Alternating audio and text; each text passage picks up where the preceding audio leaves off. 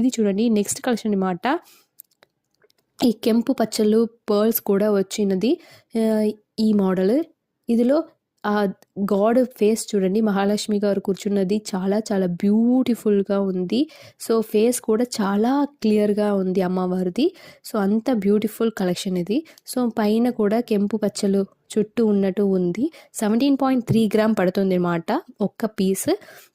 So ఇందులో ఉన్నది కూడా మనకి నెట్ వైట్స్ మాత్రమే నేను చెప్తున్నాను. సో నేను చెప్తున్నదన్నీ నెట్ వైట్ మాత్రమే. ఈ స్టోన్ వాల్యూస్ అన్ని మైనస్ చేసే చెప్తున్నాను.